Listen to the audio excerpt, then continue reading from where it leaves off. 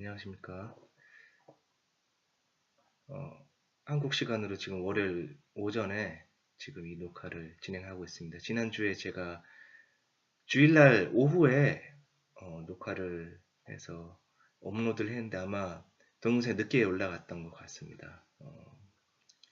여러분들 월요일날 아마 동영상을 많이 시청하시리라 생각이 됩니다. 왜냐면 주일날 교회 사역을 하시고 그리고 월요일날 보통 쉬시기 때문에 월요일날 또 연구도 하시고 동영상도 보시고 그럴 것이라고 생각해서 제가 월요일 여러분들 시간으로 그러니까 여러분들은 보통 미국에 많이 다수가 미국에 계실 것이라고 저는 생각하는데 여러분들이 많이 살고 계시는 북미 시간을 기준으로 제가 월요일 이전에 제가 업로드를 하려고 노력을 하고 있습니다. 지난주는 제 의도는 아니었는데 이미 동영상 녹화했지만 업로드 동영상이 제대로 잘 안 올라가져서 좀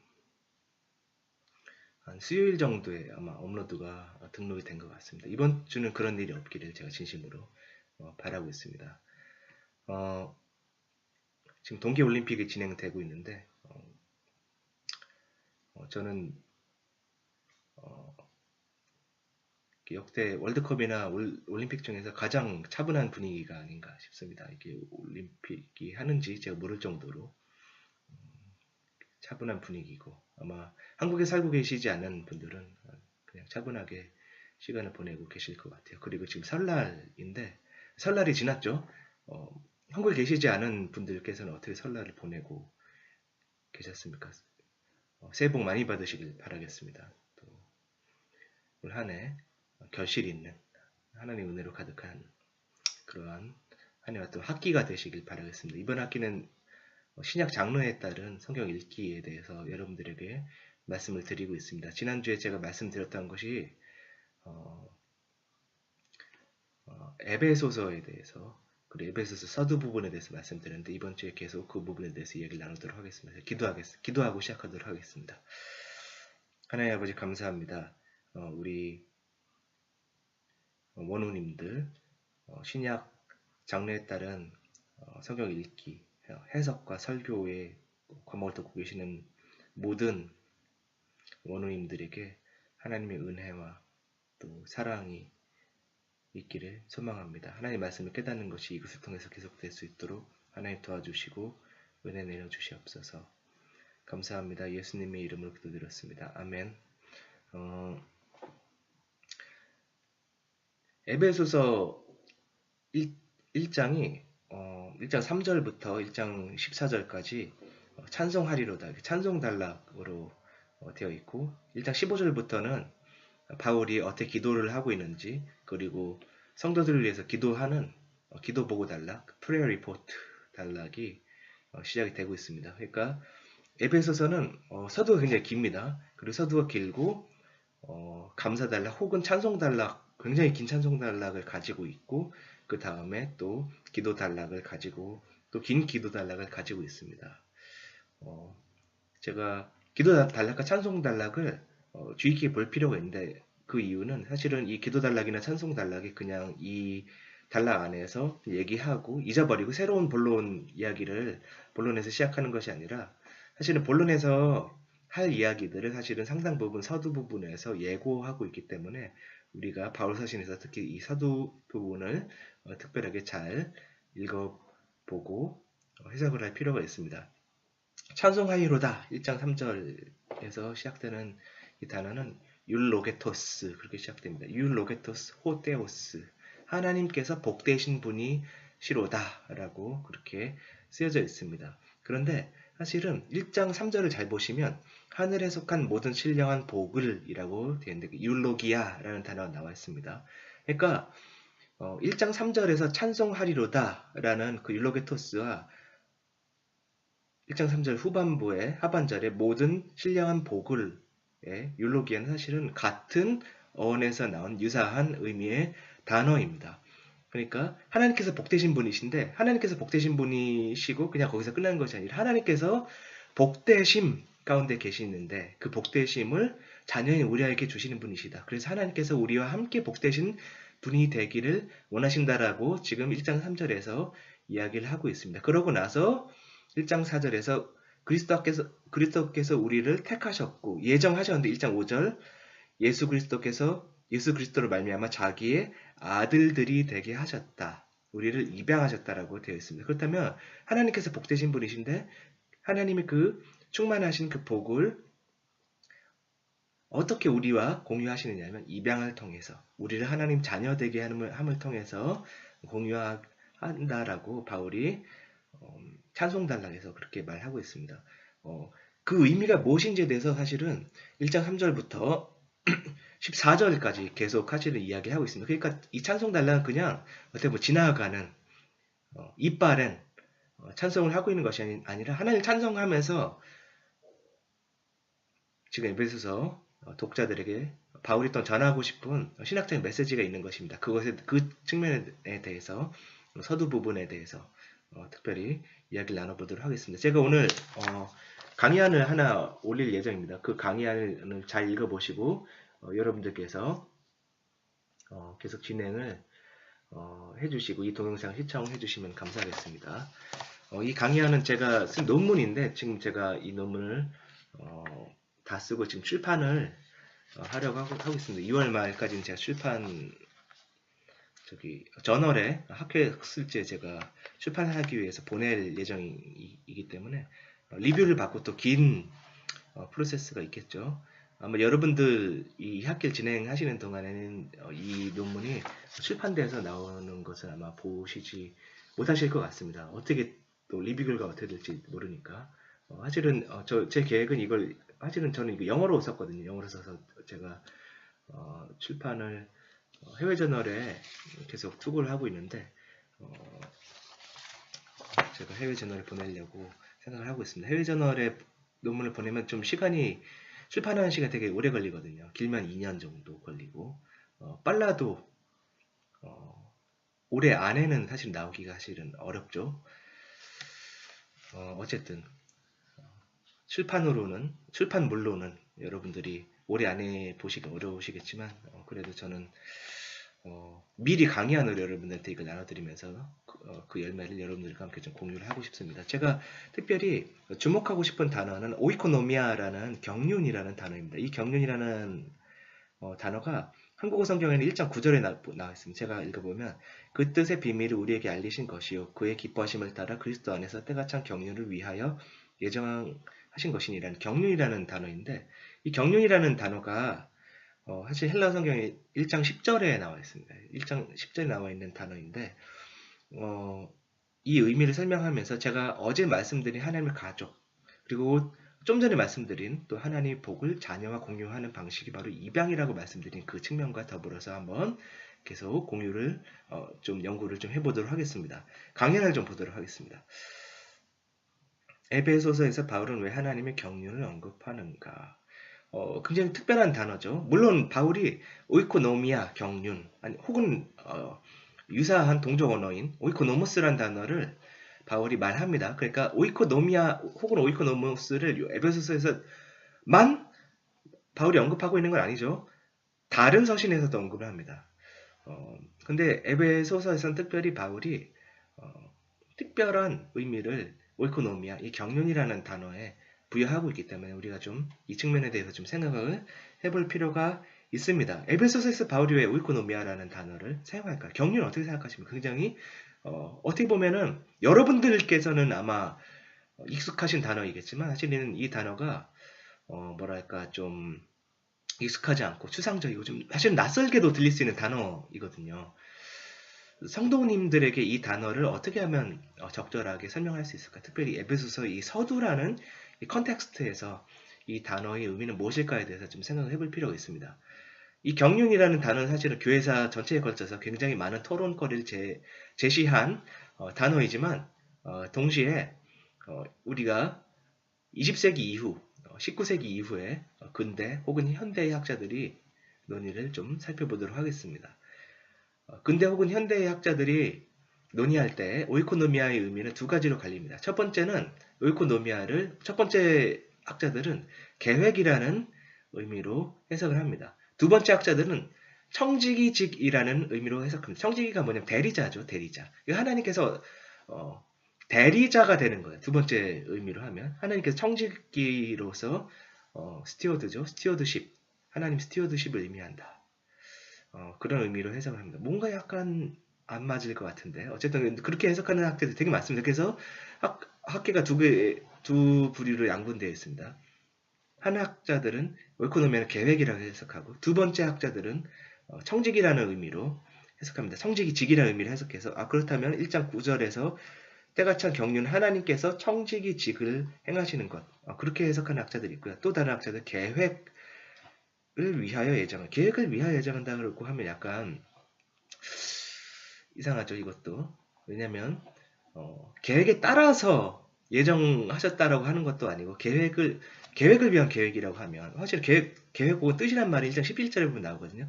뜻의 결정대로 카타라는 전치사와 함께 뭐뭐와 뭐뭐에 따라라는 의미로 1장 11절에 뜻에 따라라는 말이 나와 있습니다. 근데 헬라 성경 1장 10절 그리고 한국어 성경 1장 9절에 나와 있는 경륜은 에이스 오이코노미안이거든요. 에이스는 몸을 위하여죠.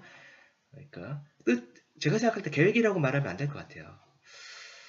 어떻게 해석을 해야 되는지 좀 생각을 해보도록 하겠습니다. 학자들은 오이코노미아 의미를 두 가지 차원에서 해석합니다. 제가 방금 말씀드린 거였죠.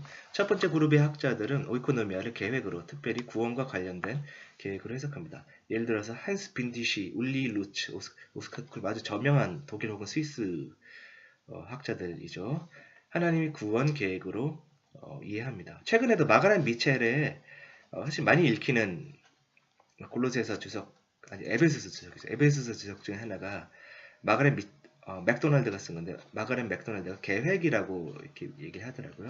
그 레슬리 미튼 그리고 윌프레드 툴리. 윌프레드 툴리는 사실 학술지에 논문을 따로 썼어요. 근데 거기서 계획을 의미하는 것으로. 근데 혹은 청지기직을 의미하는 것으로 둘 다라고 이렇게 얘기를 하고 있습니다. 여러분들이 아마도 많이 보실 TD&T를 보시면 신적 구원 계획을 의미한다라고 해석을 합니다. 그리고 BDH, 비덱 헬라 사전이죠. 여기서 보면 또 가정 운영의 의미는 있지만 신약의 용례에서는 이 의미로 연결시키지 않고 계획으로 연결시킵니다. 계획이라고 의미한다라고 비덱에서는 바우어와 프레드릭 땡커는 그렇게 주장합니다. 에베소 3장 쭉 읽어보시길 바라겠습니다. 두 번째 견해는 그 다음 페이지를 보시면 청지기직을 의미한다라고 주장합니다. 사실은 이 존 뉴만이라는 학자 덕분에 이런 주장을 하는 건데 왜냐하면 존 뉴만이 박사 논문을 이 주제에 대해서 썼어요. 에베소서의 오이코노미아에 대해서. 굉장히 많은 문헌들을 읽었어요. 파피루스 문헌들을 읽고 나서 결론이 뭐냐면 오이코노미아 혹은 오이코노모스라는 단어는 청지기 혹은 청지기직과 연결된다는 거예요. 당연한 거예요. 왜냐하면 고대에 파피루스가 사실은 많이 남아있는 것들 중에서 고대 서류들 아니면 계약서들이 많이 남아있거든요. 근데 계약서들을 보면 오이코노모스, 청지기와 맺는 계약들이 있어요. 그래서 보면 오이코노모스는 일관되게 어떻게 보면 청지기를 의미하거든요. 그러니까 오이코노미아, 오이코노모스가 청지기직을 의미할 수 있다는 것을 저는 인정합니다. 그런데 그거 말고 사실은 가장 기본적인 의미는 오이코노미아면 오이키아라는 단어가 이미 오이코노미아 안에 들어가 있잖아요. 오이키아가 무슨 뜻입니까? 헬라어로 오이키아 혹은 오이코스라는 단어는 헬라어로 가정이라는 뜻이거든요. 그러니까 오이코노미아는 기본적으로 가정을 운영하는 거예요. 근데 오이코노미아를 청지기직으로 해석을 한다면 고대 대리자를 가정 운영의 대리자로 세워서 계약을 한 다음에 오이코노모스, 그 청지기가 가정 운영을 하는 그 형식이 고대적인 정황의 고대 사회에서 흔히 있었거든요. 이런 얘기가 누가복음 16장에 보면 나와 있죠. 누가복음 16장에 보면 악한 청지기가 등장을 하지 않습니까? 그죠? 나쁜 청지기가 등장하는데 그 나쁜 청지기가 헬라어로 오이코노모스거든요. 그러니까 주인이 대리자를 세운 거예요. 그러니까 대리자의 어떻게 보면 청지기 비유라기보다는 대리자의 비유거든요. 사실 제가 누가복음 16장도 제가 글을 쓴 게 있는데 제가 하기 만에 시간이 되면 여러분들이 한번 읽어보도록 하겠습니다. 그냥 비유라는 장르도 사실은 그 장르이기 때문에 장르를 생각할 때 아마 실러버스에 있는 것 같아요. 제가 혹시 여러분 두란노에서 발간하는 모키아 신학이라는 저널이 있는데 모키아 신학 아마 2월 호 이번 달 거를 보면 그 말씀이라는 별책부로 있거든요. 그 말씀에 보면 누가복음 16장 주석이 있는데 누가복음 16장 주석에 대해 의뢰가 들어서 그 부분 제가 썼습니다. 해외에 계신 분들 구하기 약간 어려우실 수도 있으실 것 같아요. 온라인에 가시면 아마 보실 수 있으실 것 같아요. 미리 보시고 싶으신 분들은 누가복음 16장 제가 쓴 주석을 두란노 홈페이지 가셔서 한번 보시길 바라겠습니다. 어쨌든 그거는 누가복음 16장에 대한 것이고 오늘은 에베소서에 대한 얘기니까 에베소서에 대한 얘기 계속하도록 하겠습니다. 제가 쭉 한번 읽어보겠습니다. 류마는 오이코노모스가 고대 그리스에 흔했던 공직 호칭이며 특히 재정관리자를 지칭한다고 말합니다. 오이코노미아도 재정관리자 즉 오이코노모스의 직무로서 에베소서 1장 10절이 오이코노미아는 계획을 의미하지 않으며 고대 그리스의 일반적인 의미로서 재정관리인의 행정 혹은 경영을 의미한다라고 류만이 주장합니다. 류만이 이렇게 주장한 다음에 학자들이 이 의견을 많이 받아들였어요. 왜냐면 여러분 류만의 박사학위 논문 두께가 어느 정도 두꺼운지 아십니까 여러분? 700페이지 넘게 썼어요. 박사학위 논문을. 보통 그렇게까지 안 써도 되는데 굉장히 많은 고대 문헌을 보고 쓴 거여서 어떻게 보면 그 논문을 읽으면 굉장히 신뢰감이 들어요. 엄청 많이 봤구나. 엄청 조사를 많이 했구나라는 생각이 들어서 신뢰감을 주기 때문에 그 논문 이후에 학자들이 많이 받아들였습니다. 근데 저는 약간 그거랑 좀 다른 생각을 하고 싶어요. 왜냐하면 저는 존 뉴만이 본 문헌 뿐만 아니라 보지 않은 문헌도 좀 고려를 좀 할 필요가 있거든요. 제가 그 얘기를 좀 이따 말씀드리도록 하겠습니다.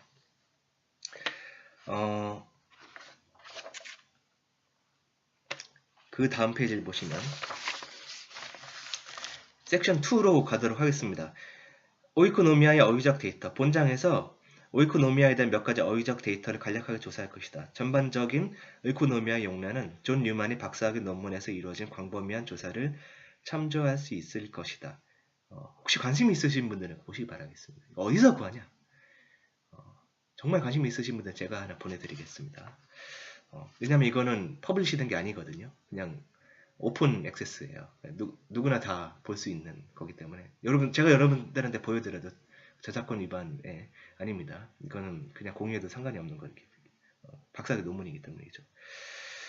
류만이 연구는 폴리스가 뭘까요? 폴리스는 고대 그리스의 도시죠. 폴리스 그 헬라어 단어입니다, 여러분. 폴리스의 재정관리인의 직무로서 오이코노미아와 관련되기 때문에 본장은 주로 오이키아를 경영함과 관련한 명사 오이코노미아와 해당 명사의 동사형인 오이코노메인이 동사형도 있거든요.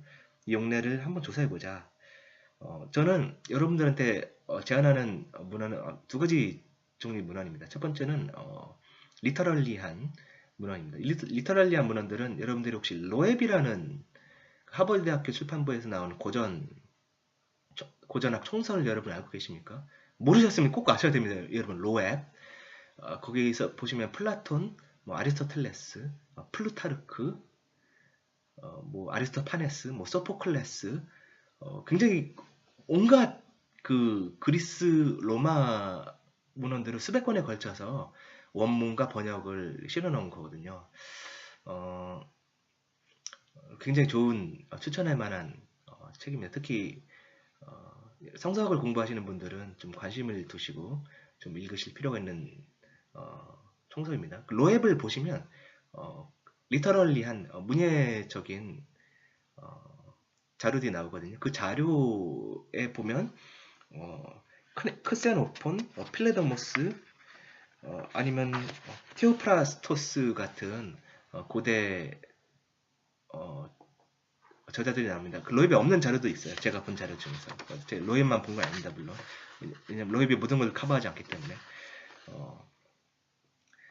크세노폰의 문헌을 보면 오이코노미아는 가정 경영이거든요. 필로데모스는 마찬가지고 테오프라스토스도 마찬가지고 가정 경영입니다. 알렉산드리 필로도 마찬가지고 저는 오이코노미아를 청지기직이나 아니면 계획이 아니라 가정 운영이라고 생각을 해야 된다고 주장하고 싶은 거거든요. 제가 여러분들한테 이번 시간에 말씀드리고 싶은 건 가정 운영에 대한 거예요. 하나님께서 어떻게 가정 운영을 하시느냐, 그것이 바로 에베소서 서두를 구성하는 중요한 내용 중에 하나라고 제가 주장하는 것입니다. 그러니까 제가 1장 3절에서 말씀드리지 않았습니까? 율로게토스, 하나님께서 복되신 분이신데 하나님께서 혼자 복되신 분이 아니시고 같이 성도들과 그 백성과 함께 같이 복되려고 하시는 분이신데 어떻게 복을 공유하시느냐 면 이방을 통해서 공유한다고 말씀드렸습니다. 그런데 이방인 성도들을 입양하는 그 입양을 어떻게 보면 가정 운영이라는 고대의 개념에 따라서 해석을 할 수가 있거든요. 그러니까 경륜이라는 것은 어떻게 보면 굉장히 추상적인 어떤 우주적인 단어일 뿐만 아니라 이방인 신자들을 하나님이 가정의 정당한 일원으로 그리고 하나님의 자녀로 부르시는 하나님의 그 행동, 그것을 바로 가정 운영, 곧 오이코노미아라고 부른다는 것이죠. 그렇게 생각한다면 에베소서 1장은 굉장히 해석하기가 용이해져요. 왜냐하면 이방이라는 단어 말하고 경륜은 다른 개념이 그것이 아니라 어떻게 보면 계속 그 얘기를 하고 있어요. 바울은 1장 서두에서 1장 한국어 성경 1장 5절 우리를 예정하사 예수 그리스도를 말미암아 자기 아들들이 되게 하셨으니 그리고 왜 아들이 되게 하셨냐면 6절에 보면 그가 사랑하신 자 안에서 우리에게 거저 주시는 바 그의 은혜의 영광을 찬송하게 하시려는 것이라 라고 이렇게 얘기를 하고 나서 그리고 쭉 그 다음에 또 기업이 되게 그 뭐죠? 1장 10절 한국어 성경은 저기 1장 9절이에요. 경륜 얘기하고 나서 1장 11절을 보면 그 안에서 기업이 되었으니 사실 이게 저 한국어 성경 오역이거든요. 우리가 기업이 되는 것이 아니라 우리가 기업을 받는 거예요. 그러니까 1장 11절에 문장을 보시면 사실 헬라어 성경에는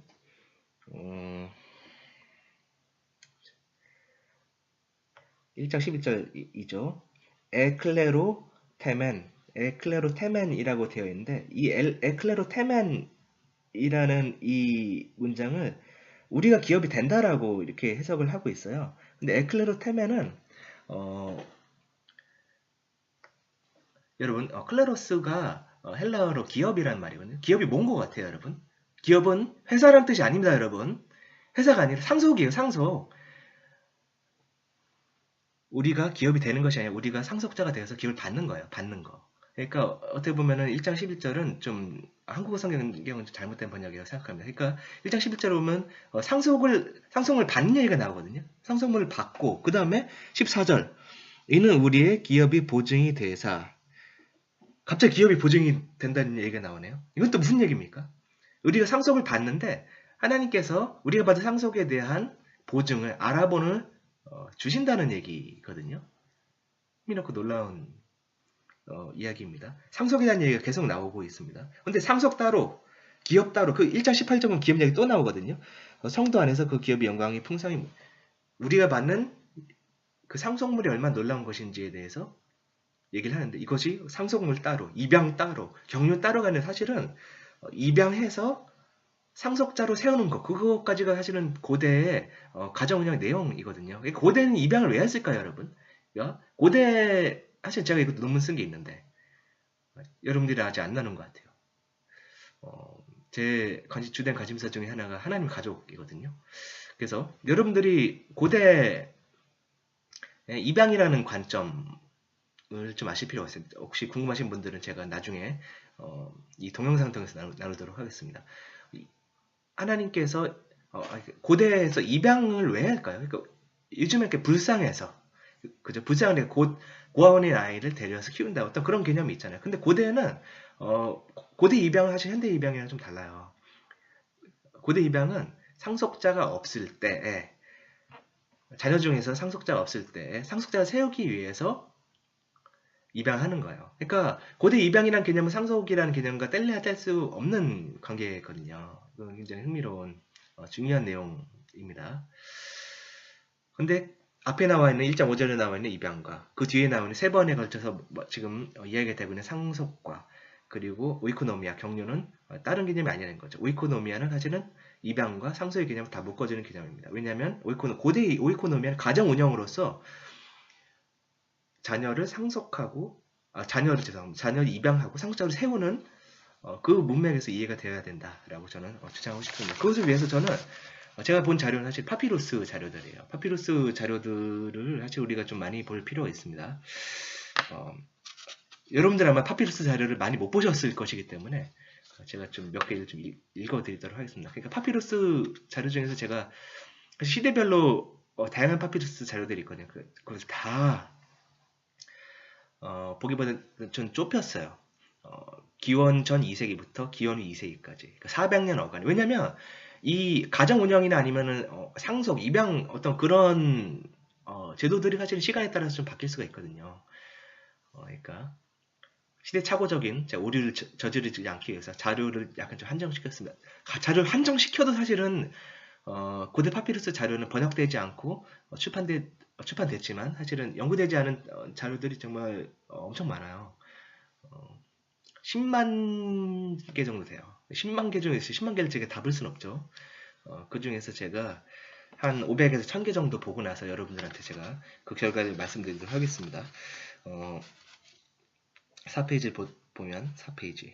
제가 지금까지 말씀드린 게 테오프라스토스나 필로데모스나 아니면 필로나 아니면 크세노폰 혹은 아리스토텔레스 그런 저작에서 보면 오이코노미아는 가정 경영이다. 아버지가 가정을 어떻게 다스려야 하는지에 대한 내용이다라고 제가 말씀드렸는데 보다 구체적으로 어떤 가정 운영인지에 대해서 좀 생각을 좀 할 필요가 있습니다. BGU 1.362 그 4페이지 아래에 있는데 혹시 발견하셨습니까? BGU는 그 베를린 국립 도서관에 있는 파피루스예요. 제가 한번 읽어보면 5페이지에 제가 번역을 실었거든요. 제가 다 번역을 해놨습니다. 그의 죽음 이전에 유언을 작성한 로마 시민인 망자가 될 이의 친척에게 그것을 보냈고 그것을 가지고 복원해달라고 부탁을 했다. 의뢰인이 죽는다면 그의 유언이 명백해지도록 공표 및 개봉되기 합당하다. 이들 넷으로부터 공표될 때 유언을 작성한 서기뿐 아니라 유언을 보관할 친척들이 유언을 개봉하기 합당하다. 사실 이 파피루스는 굉장히 그 스펙타클한 굉장히 흥미로운 내용이 담겨져 있어요. 왜냐면 제가 일부만 번역을 했는데 그 내용은 이런 거예요. 뭐냐면 이것은 아폴로니우스라는 행정관이 기록을 한 거예요. 유언과 유산 상속을 둘러싼 어떤 다툼이 있었는데 티베리노스라는 사람이 그 유언을 그의 친족으로 생각되는 카시오스한테 맡깁니다. 카시오스는 유언을 개봉하는 데 요구되는 7 친족 증인들 중에서 넷을 세워납니다. 그러나 카시오스에게 반대자가 존재하는데 그는 티베리노스의 어린 아들 이시도로스의 후견인인 롱기노스.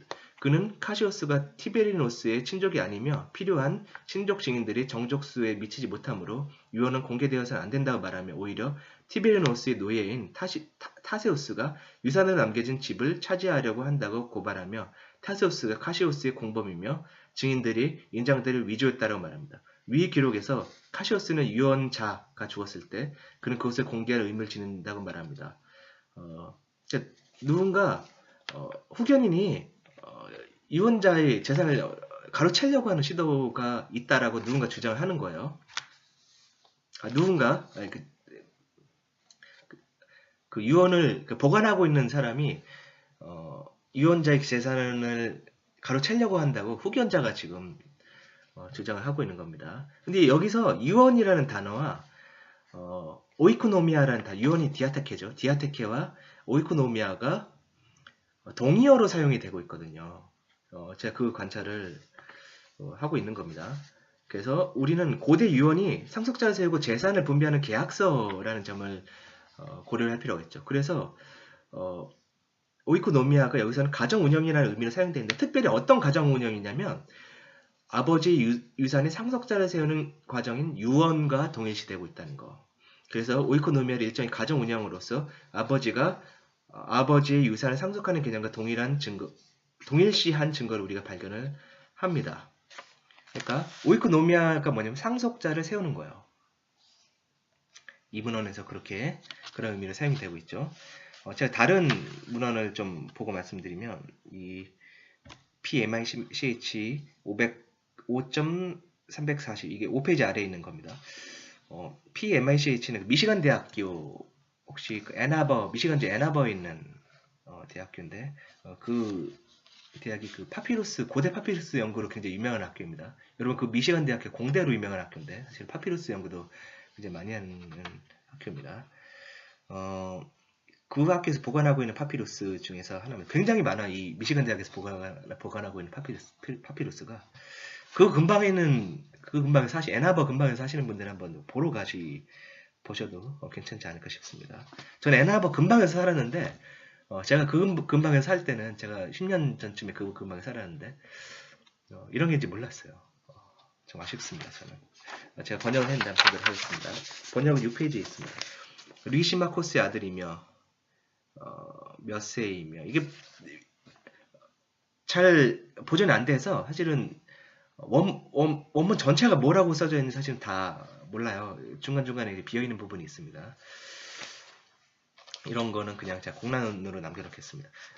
흉터가 있는 하리오테스는 그의 아내 헤라클레이아 몇 세이며 어디에 흉터가 있는 누구의 아버지에게 그의 현재 후계님에 대하여 모든 계약 조건들에 관하여 동의함을 선언한다. 하리오테스는 그로부터 계약에 따라서 은화 20드라크마의 질창금과 더불어 직접 오 아루라스 상당의 선물을 받으며 플레몬의 이비온 에이코시 펜타루론 근처에 있는 디두모스에 속한 땅을 유산을 받는다. 그 땅의 인접토지들은 그것들에 대한 계약서에서 상세하게 다루었다. 금화와 은하의 질창금과 별도로 같은 디두모스의 아내이자 헤라클레이데스의 딸이자 헤라클레이아의 어머니 로두스는 같은 헤라클레이아를 위하여 그에게 두 장의 다른 계약서들에 따라서 유산과 노예들을 선물로 받는다. 이게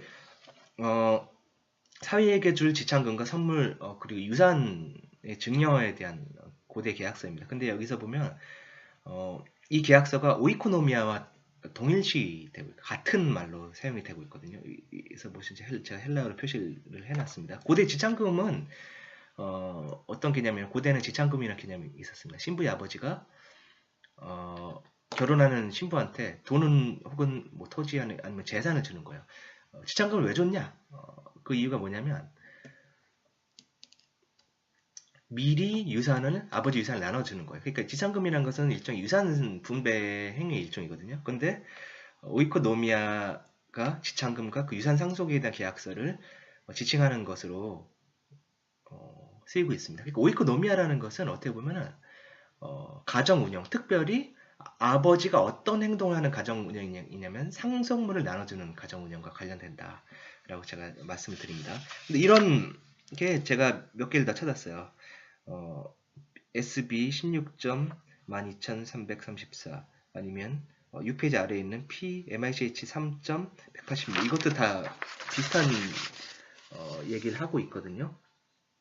그래서 오이코노미아라는 단어, 동사는 오이코노메인인데 이 단어가 상속물을 상속자에게 증여하고 상속물을 관리 유지하는 것과 관련된 행위를 지칭한다. 저는 그렇게 주장합니다. 그럼 이게 입양과 관련이 되느냐?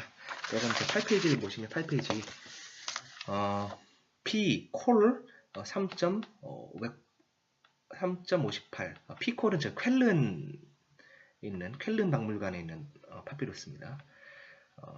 여기 보시면 제가 사실 이게 노트거든요. 고대 이거는 계약서가 아니라 뭐라고 써졌냐면 8페이지 위에 부분에 있는 인용문을 제가 읽겠습니다. 제가 번역해놨습니다. 다른 이에게 결혼들과 입양들에 관한 계약서를 실행한 세벤리토스 은행가 아리스테스에 대하여 이 사람은 누구이며 어디에 있는가?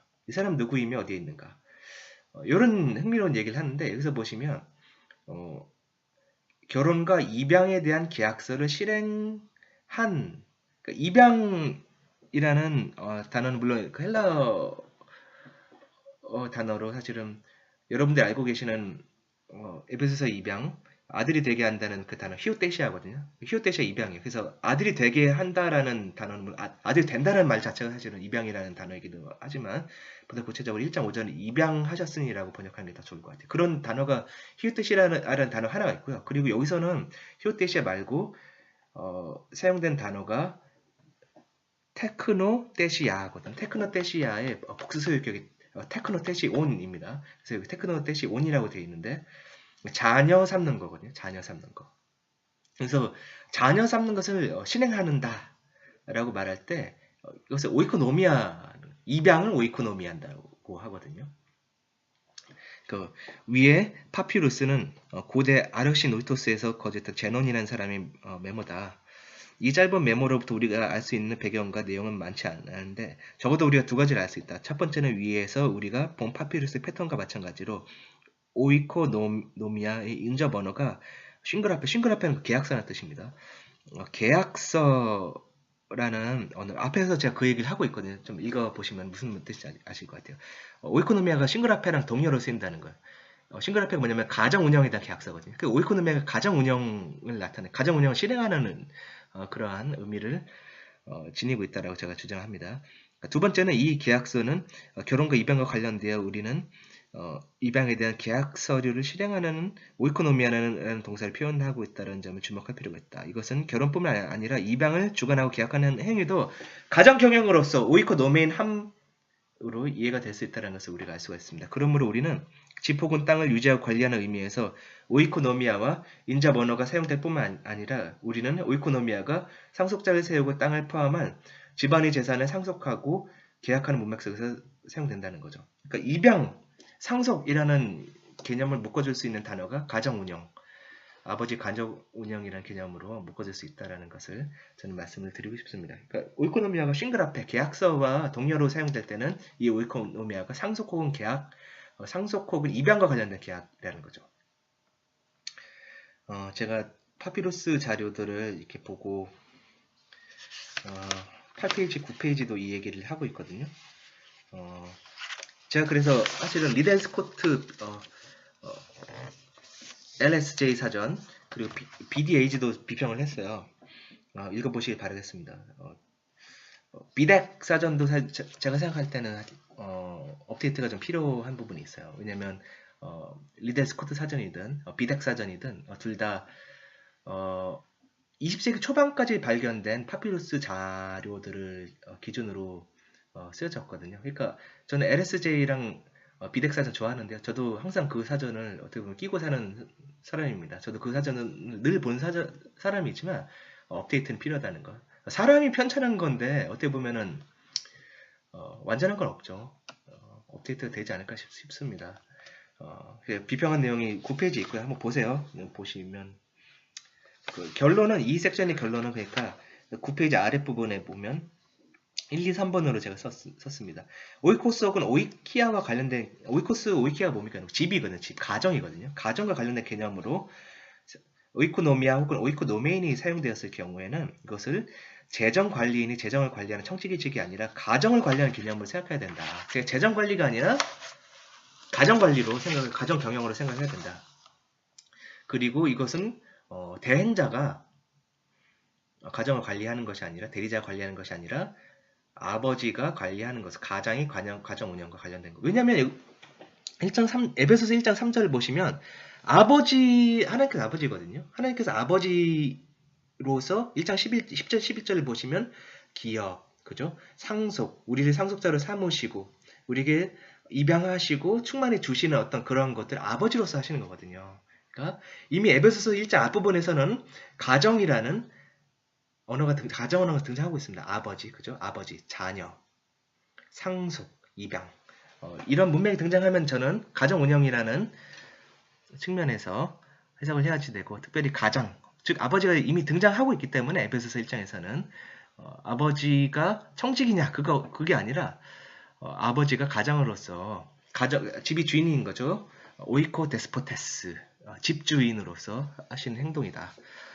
그렇게 주장을 하고요. 3번 오이코노미아와 오이코노미에는 구체적으로 가정 운영과 그 계약행위와 관련된 문맥에서 사용될 수 있다. 이러한 계약행위는 유산상속, 지참금, 유언 등의 맥락에서 사용되며 위에서 논의한 고대의 유언 파피루스들에서 오이코노미아와 오이코노메이는 가정의 상속물을 분배하거나 유지, 관리, 계약하는 의미로 사용된다.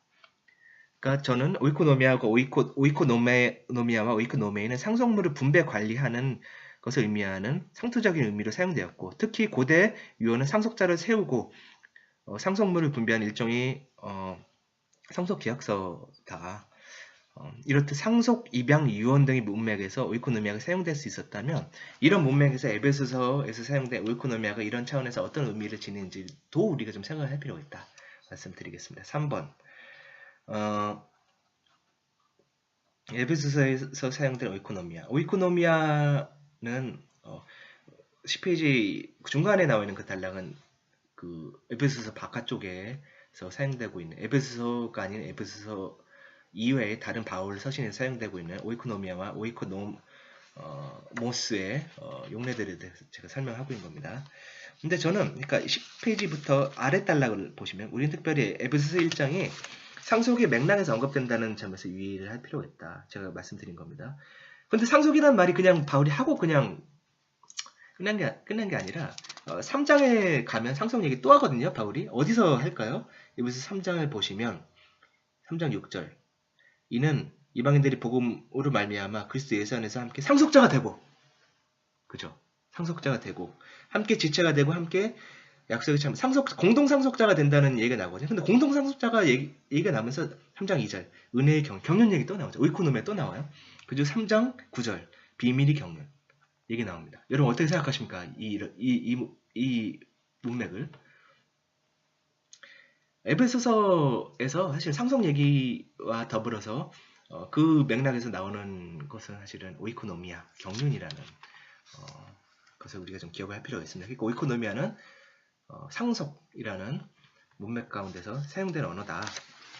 제가 그 얘기를 하고 있습니다. 쭉 보시고, 그리고 인장 언어가 나오는데 1장 13절에서 도장 찍죠. 약속의 성령으로 인치심을 받고 기업의 보증이 되사. 그러니까 고대 계약서를 보면 상속물에 대해서 이렇게 도장 찍거든요. 이렇게 도장을 찍는 게 계약을 할 때 제가 이게 써놨어요. 여기서 보면 12페이지를 보시면 고대 도장 12페이지 한번 보시겠습니까? 오른쪽이 앞면이고 왼쪽이 뒷면이거든요. 그러니까 뒷면이 이렇게 도장이 생각보다 큰 거죠. 도장을 찍고 이게 이 계약서에 나와 있는 내용에 내가 동의하고 계약한다라는 것을 이렇게 도장을 찍는 거예요. 근데 어떻게 보면 인치심을 받는다라는 그 인친다라는 그 스프랑기조, 그죠? 이런 인장 언어라고 말했습니다. 인장 언어는 계약 언어거든요. 제가 아까 말씀드린 것처럼 오이코노미아도 가정 운영에 대한 계약, 상속 혹은 입양에 대한 계약이다라고 말씀드린 거랑 어떻게 보면 일맥 상통하는 것입니다.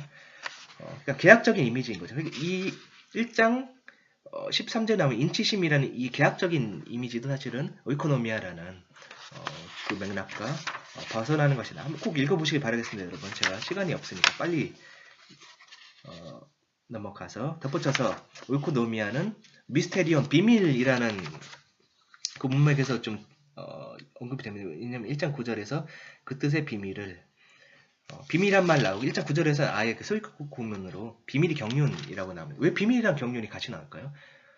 그 이유는 사실 에베소서에서 비밀이 어떤 의미인 것 같습니까, 여러분? 에베소서에서 비밀은 사실은 3장에서 비밀 얘기하는 이 비밀이 어떤 비밀이냐면 2장에서 설명 1장 2장에서 설명하고 있는 그 내용을 에베소 3장에서 지금 비밀이라고 얘기를 하고 있는 거거든요. 그 비밀이 무엇이냐면 이방인 성도들이 너희가 이전에 세상 풍조를 따르고 공정의 권세 잡은 자를 따를 때 이방인 너희가 지금 구원 받았다는 거예요. 너희가 어떻게 구원 받아서 하나님의 백성이 될 수가 있느냐는 거예요. 그 비밀이라는 거죠. 미스테리온, 신비라는 겁니다. 여러분 그 헬라어 단어 미스테리온은 그 미스테리, 신비와 비밀이 사실 같이 있는 의미거든요. 시크릿이라는 의미도 사실 존재하지만 신비라는 의미도 존재합니다. 그렇기 때문에 이 비밀이라는 것은 사실은 바울이 이방인 선교와 관련 있는 개념이에요.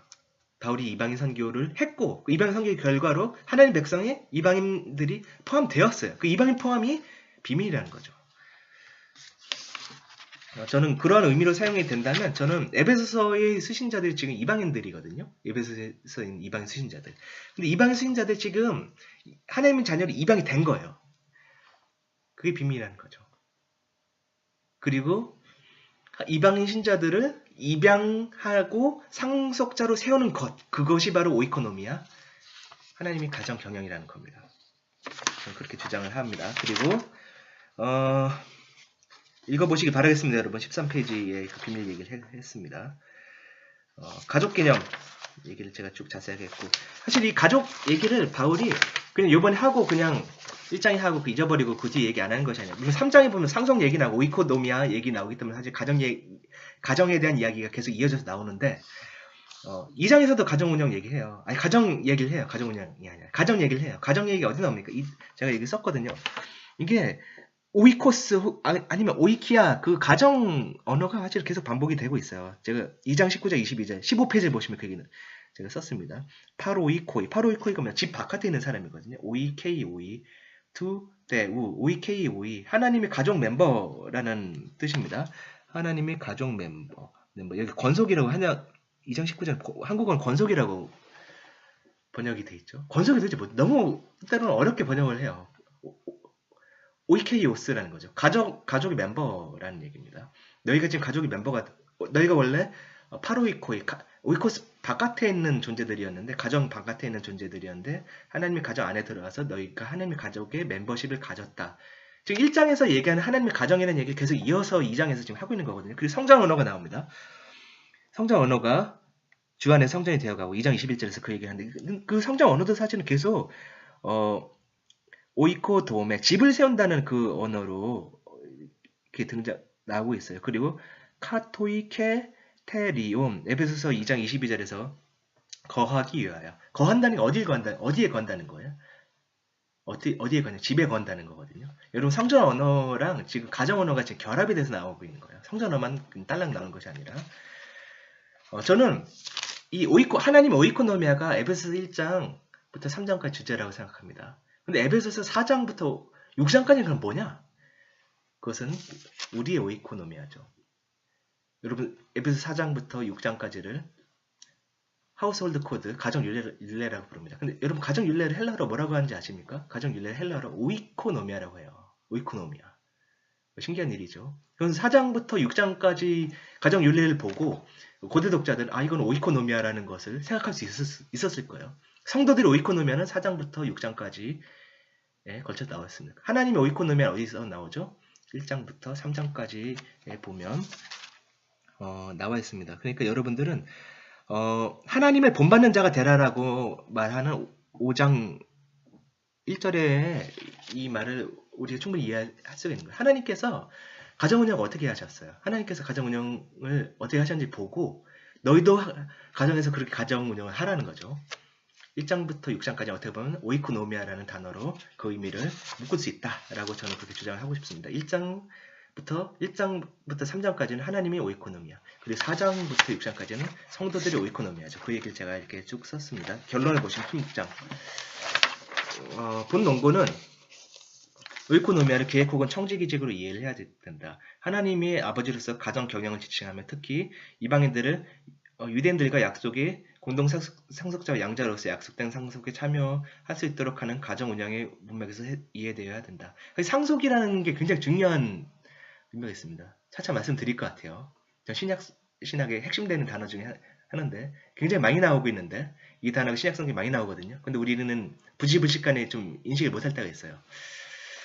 어쨌든 저는 결론적으로 이것이 하나님께서 우주를 다스리는 개념뿐만 아니라 이방인들이 하나님의 가정 양자로 입양되어서 상속자로 세워지는 개념에 포함된다라는 것을 저는 주장을 합니다.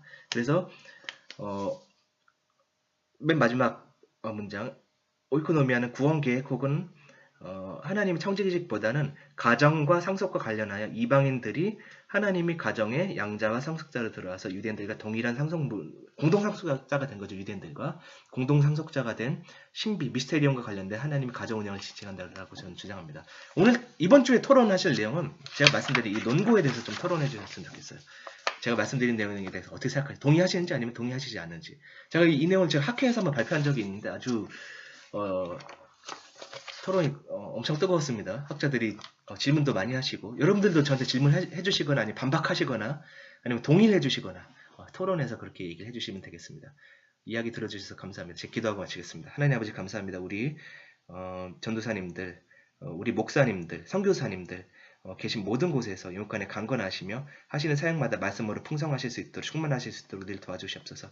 많이 바쁘신 가운데 계실 텐데 그 가정이 하나님의 은혜를 가득할 수 있도록 지금 도와주시옵소서. 우리를 향한 이방인들인 우리를 향한 하나님의 은혜를 우리가 경험하고 우리가 오이코노미아에 담긴 그 의미를 우리가 보다 충만하게 깨닫고 그리고 우리가 거하고 있는 모든 가정 가운데서 우리가 하나님을 본받는 가정 운영할 수 있도록 도와주시옵소서. 예수님의 이름으로 기도드렸습니다. 아멘.